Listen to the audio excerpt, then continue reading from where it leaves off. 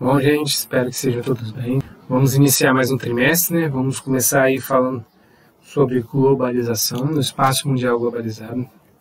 Esse vai ser um dos principais assuntos que nós vamos abordar nesse trimestre, tá bom?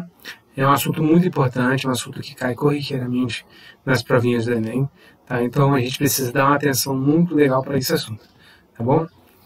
Vamos começar então falando sobre globalização, beleza? Não existe ainda um consenso sobre qual é a origem do processo de globalização, como e quando ele se iniciou.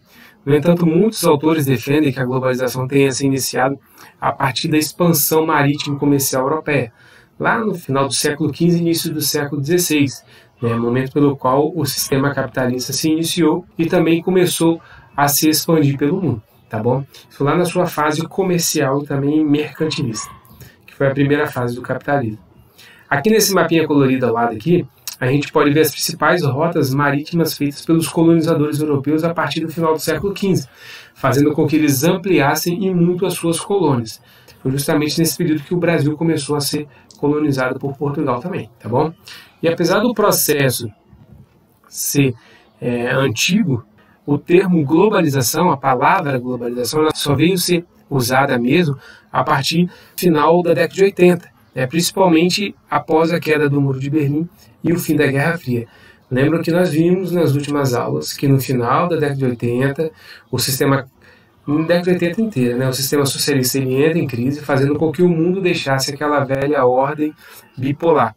Então o mundo passa agora a assumir uma nova ordem mundial. Estamos falando de uma ordem mundial geopolítica conhecida como ordem multipolar, onde o capitalismo ele tornou-se aí o sistema hegemônico, pois já não tem mais aquela rivalidade, aquela concorrência do socialismo, tá bom? Então nessa ordem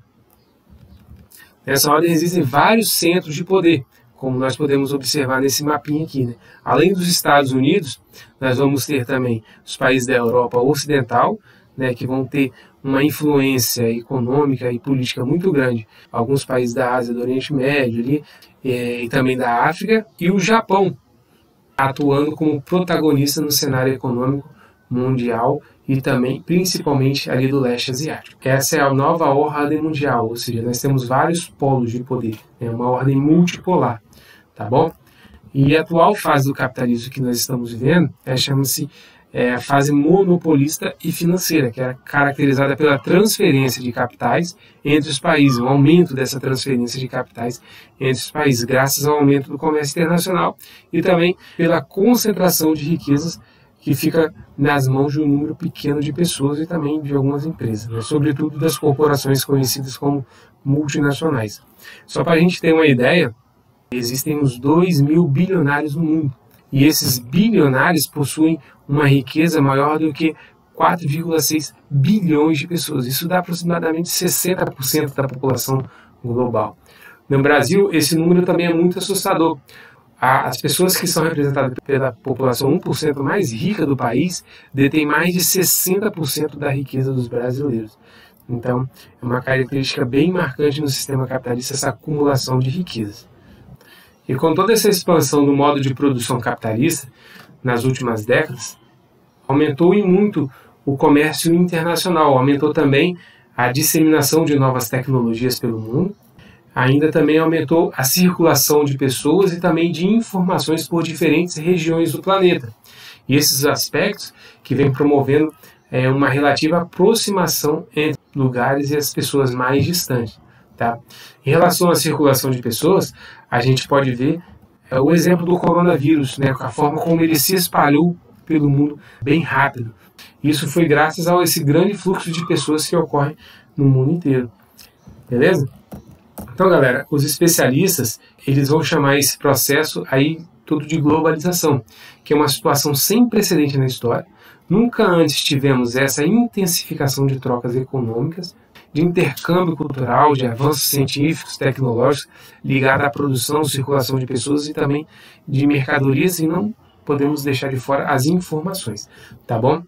Então nós podemos considerar a globalização, ela que se inicia há muito tempo atrás, mais de 500 anos, no entanto ela se consolidou de uma forma bem mais elaborada e de uma forma bem mais desenvolvida, principalmente ao longo dos últimos, dizer, 70 anos, beleza? Então, é isso que nós vamos ver nas próximas aulas. A gente vai falar sobre um assunto bastante importante nos nossos estudos de geografia, que é a globalização, tá bom? Diversos estudiosos têm atribuído o atual estágio de consolidação do espaço mundial economicamente globalizado, que a gente pode dizer, né, aos avanços científicos e tecnológicos alcançados com a terceira revolução industrial, terceira fase da revolução industrial que nós estamos agora, tá bom? Que também pode ser chamada de revolução técnico-científica. Algumas pessoas chamam de técnico-científica informacional, né, que vai se iniciar aí lá na metade do século XX, a partir de 1950 mais ou menos, né, e se caracterizou por uma integração efetiva entre ciência, tecnologia e produção. Então, em um curto espaço de tempo, grande parte das descobertas científicas acabou sendo transformadas em inovações tecnológicas. E é sempre bom lembrar que a Revolução Industrial ela começa lá na Inglaterra, no século XVIII, e ela vai gradativamente apresentando evoluções, recebendo incrementos substanciais com as transformações tecnológicas proporcionadas pelas três fases, né? A primeira, a segunda e a terceira. E só fazendo um resuminho bem rápido, né? A primeira revolução industrial ela determinou a transição da produção manual das manufaturas para a produção mecanizada. E nesse caso, a gente está falando do surgimento das máquinas a vapor, tá bom? Isso começou na Inglaterra e depois se espalhou por toda a Europa. A segunda fase da Revolução Industrial começa aí por volta de 1850, que traz como a principal novidade o uso da eletricidade, que permitiu uma produção em massa. E a terceira acontece a partir de meados do século XX, né, do século passado, com a chegada eletrônica, da tecnologia da informação, das telecomunicações, né, da internet e por aí vai. Tá bom? No nosso caso aqui, especificamente dessa aula, a gente precisa dar um destaque especial para a última dessas três fases, né, que, como eu disse antes, também é chamada de Revolução Técnico-Científica. E relembrando rapidinho, aqui, essa fase ela foi iniciada a partir do século XX, tá bom? E ainda encontra-se em fase de ocorrência. Beleza? Nesse processo, intensificaram-se os avanços técnicos no contexto do sistema de informação, com destaque para a difusão de aparelhos eletrônicos, da internet, além de uma maior evolução nos meios de transporte. Tá? Ali a gente pode ver aquelas imagens ali representando esses avanços tecnológicos e a forma como a informação ela circula pelo mundo numa velocidade bem absurda. Tá bom? E só abrindo um parênteses aqui, queria falar que alguns autores, algumas pessoas já têm falado que estamos em processo de transição para a quarta revolução industrial, marcada pelo encontro de tecnologias digitais, tecnologias físicas, biológicas, e um processo intensivo de robotização, que farão com que praticamente não haja trabalho humano nas fábricas no futuro bem próximo. Tá bom? E dentro do contexto do processo produtivo do atual estágio da globalização, a gente não pode deixar de destacar a importância que o fomento à pesquisa e desenvolvimento assumiu. Pesquisa e desenvolvimento tem aquela sigla de P&D, é uma sigla muito utilizada no mundo. Esse gráfico aqui, na verdade, é um gráfico em forma de linha do tempo, que algumas das mais importantes inovações tecnológicas ocorridas na área informacional nos últimos anos, a gente pode perceber o quanto elas estão presentes nos nossos dias, né? Como celulares, computadores, jogos, entre vários outros que apareceram aí. E isso, principalmente, começou a aparecer a partir da década de 70, quando uma grande quantidade de inovações tecnológicas na área informacional foi transformada em bens de consumo e também em bens de produção, que têm sido incorporadas quase que imediatamente ao processo produtivo na forma de novas máquinas, equipamentos, materiais ou de novos bens de consumo, fazendo diminuir a cada ano a distância que separa as descobertas da ciência de sua aplicação nos setores mais produtivos. Então, tudo que é produzido, tudo que é descoberto como ciência acaba sendo incorporado ao setor produtivo e a gente acaba consumindo. Então, isso se deve ao fato de que ocorrem maciços investimentos, né, de empresas privadas, também de órgãos estatais de pesquisas, também de universidades públicas e universidades particulares, né, sobretudo nos países considerados desenvolvidos. Todo esse processo é importante a gente destacar que se caracteriza como uma estratégia dos grandes capitalistas do mundo, em reservar grandes partes dos lucros para serem reaplicados em pesquisas que vão gerar novos produtos, que por sua vez vão gerar nova necessidade de consumo, ou seja, vão ser consumidos e que vão gerar mais lucros e que vão gerar mais investimentos na produção de novos produtos, fazendo disso aí um ciclo. Por isso que todo ano são lançadas versões diferentes de carros do ano anterior, também são lançados novos celulares, novos videogames com tecnologias mais avançadas. Então é por isso que esses produtos são lançados numa velocidade muito rápida, porque a tecnologia ela vai sendo colocada à disposição das pessoas. Vamos continuar aqui. Principais áreas de atuação da pesquisa e desenvolvimento. Com certeza a gente pode afirmar que dos anos 70 para cá aumentou muito os valores dos investimentos em pesquisa e desenvolvimento, né, chegando aí à cifra de centenas de bilhões de dólares. Tá bom?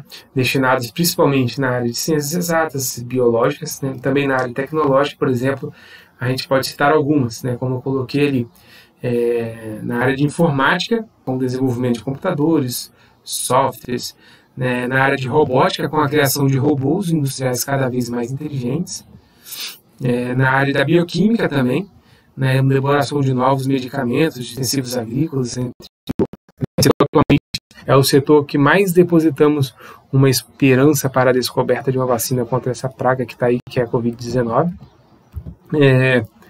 A genética e a biotecnologia, com o desenvolvimento de plantas e animais geneticamente modificados. A química fina, com a fabricação de fibras sintéticas, polímeros sintéticos, que são utilizados na fabricação de sacolas, de canos de PVC, materiais para construção civil no geral, né? Colas, isopor, tinta, chicletes, pneus, silicone, entre vários outros produtos que são utilizados em estudos da química fina. A engenharia eletrônica e também das telecomunicações, com o desenvolvimento de aparelhos eletrônicos domésticos, como telefones celulares, fios de fibra ótica, entre outros. Tá bom? Então, essas são as principais áreas de pesquisa e desenvolvimento. Como a gente pode observar nesses dois mapinhas aqui, nesse slide, a produção científica e tecnológica no mundo e os gastos com a pesquisa e desenvolvimento está altamente concentrado nos países desenvolvidos da América do Norte, né, como os Estados Unidos e Canadá, também os países da Europa Ocidental, com destaque principalmente para a Alemanha e França e Reino Unido, e também o Japão no continente asiático, tá bom? Esses mapinhas tem no livro de vocês podem estar consultando lá e vendo de uma forma melhor, tá bom? Essas nações que eu citei são as nações centrais do sistema capitalista e que abrigam as sedes das principais e as maiores corporações multinacionais do planeta. Se a gente observar atentamente os números que aparecem nesses círculos no mapa, a gente vai perceber, por exemplo, que esses países citados concentram em torno de 70% dos gastos com a produção científica no mundo. Em relação aos países subdesenvolvidos, como Brasil, México, Argentina, Tailândia, África do Sul, eles apresentam escassos investimentos em pesquisa científica, né? Sendo por isso pouco expressivos em âmbito internacional na produção de recursos tecnológicos de ponta. Infelizmente, no nosso caso aqui no Brasil, os últimos governos aí têm diminuído e muito os recursos disponíveis para o desenvolvimento de novas tecnologias, fazendo com que a gente fique sempre dependendo de tecnologia dos outros. A gente tem que comprar tecnologias de outros países. Beleza? Vamos falar agora sobre os tecnopolos, tá? Então, grande parte, galera, dessa produção de pesquisa e desenvolvimento tecnológico é feita nesses chamados tecnopolos. Tá? Tecnopolos são cidades ou regiões que concentram um grande número de empresas, laboratórios, profissionais, estudantes e universidades também ligadas às áreas de tecnologia. Esses centros de pesquisas, que começaram a se desenvolver a partir da segunda metade do século XX, promoveram grandes mudanças nos avanços tecnológicos no mundo. Nessa época, diversas empresas davam preferência em se fixar em cidades que continham grandes universidades e que também desenvolviam grandes projetos, principalmente no ramo de pesquisa tecnológica. Então, na maioria dos tecnopolos são desenvolvidos estudos em áreas específicas, como aquelas áreas que eu falei no slide anterior. Vou mostrar aqui novamente, tá? Beleza? Então, essas são as principais áreas que desenvolvem pesquisa nesses tecnopolos, além da aeroespacial, pesquisa aeroespacial, e também é muito desenvolvida em tecnopolos a tecnologia marítima e também a biotecnologia. Tá bom? Então, voltando aqui, esses centros de pesquisa são a origem da maioria das transformações ocorridas no mundo nas últimas décadas. Tá bom?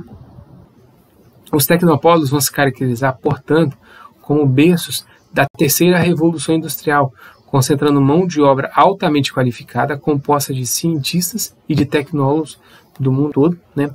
E aqui nessas imagens a gente pode perceber a quantidade de empresas que estão localizadas no que é considerado hoje o principal tecnopolo do mundo, que é o Vale do Silício, na região metropolitana de São Francisco, nos Estados Unidos. A gente pode ver ali, cada plaquinha daquela ali é uma empresa que atua ali naquela região. Então, é o principal tecnopolo do mundo. Outros tecnopolos importantes que vão se destacar no mundo são das cidades de Boston e Houston, também nos Estados Unidos, Tsukuba, no Japão, Toulouse, na França, e Edimburgo, na Escócia. Nos países subdesenvolvidos, que são países de industrialização tardia, né, também existem alguns tecnopolos, né, de expressão, como no Brasil a gente tem aí na cidade de Campinas e São José dos Campos. Inclusive São José dos Campos abriga a sede de uma das principais empresas nossa, né, que é a Embraer, um dos maiores fabricadores de aviões do mundo. Nós temos também na cidade de Bangalore, na Índia, e na cidade de Shenzhen, na China. Eu acho que é assim que fala, Shenzhen. No Brasil, a gente pode destacar, né, atualmente o Tecnopolo de Recife, né, que abriga o mais importante centro de inovação e o maior polo tecnológico do país. Estou falando do Porto Digital, né, fundado no ano 2000 para fomentar a área de tecnologia de informação na região Nordeste. Tá bom? Tem umas imagens ali mostrando que justamente no Vale do Silício nós temos as principais empresas hoje do mundo da comunicação, né? Nós temos a sede da Google, temos a sede do Facebook, temos a sede do YouTube também, né? Dentre várias outras. E ali nós temos uma foto do Porto Digital lá em Recife, que abriga uma grande quantidade de empresas no ramo de tecnologia, que se tornou aí o principal tecnopolo do Brasil. Beleza? Então, galera, é isso que eu queria falar para vocês, fazer uma introduçãozinha à globalização, tá? Espero que vocês tenham entendido. Qualquer coisa é só entrar em contato com a gente, tá bom? Beleza? Se cuidem, fiquem na paz.